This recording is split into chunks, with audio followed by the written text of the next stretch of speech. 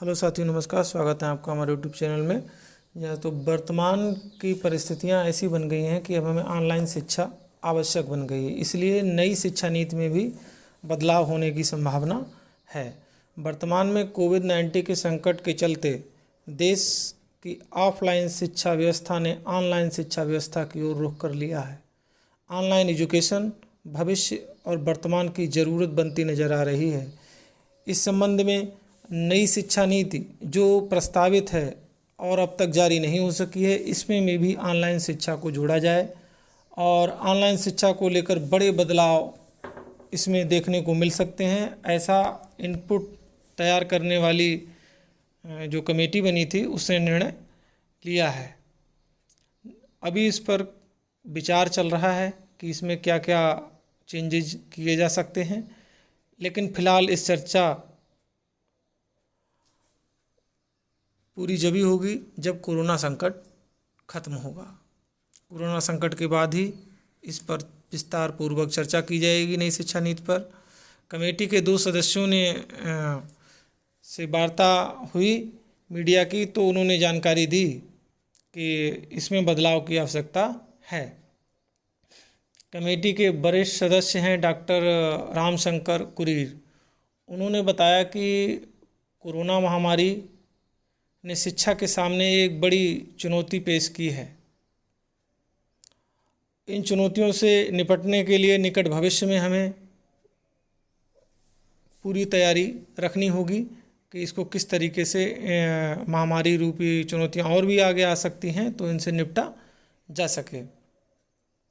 इसलिए कोर्स को इस तरीके से डिज़ाइन करना होगा कि किसी भी स्थिति में हम बेहतर ढंग से बच्चे को लिए शिक्षा दे सकें। इसलिए अभी चूँकि नई शिक्षा नीति का केवल इनपुट ड्राफ्ट तैयार हुआ है और इसलिए इसमें दोबारा से समीक्षा करने की आवश्यकता है। और एक दूसरे वरिष्ठ सदस्य कृष्ण मोहन त्रिपाठी जी, इन्होंने भी मौजूदा संकट को देखते हुए जो प्रस्तावित शिक्षा नीति है उसमें बदलाव की ज़रूरत महसूस की है।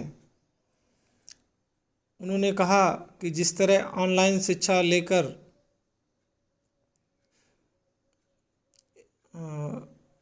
हमारे बच्चे सीख रहे हैं और दूर दराज के गाँव में हमारे टीचर्स शिक्षा उनको दे रहे हैं,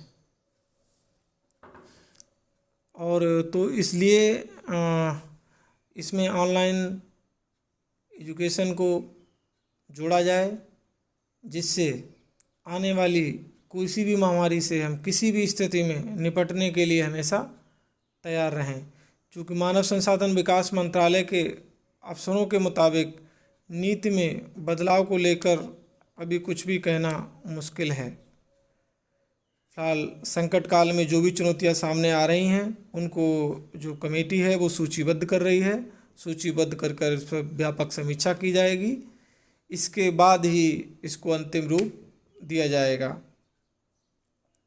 फिलहाल नीति की समीक्षा को लेकर मांग भी तेज हो गई है और ड्राफ्ट कमेटी के सदस्य हैं वो भी इस पर विचार कर रहे हैं कि किस तरीके से इसमें बदलाव किया जाए कि जल्द से जल्द नई शिक्षा नीति जारी हो सके।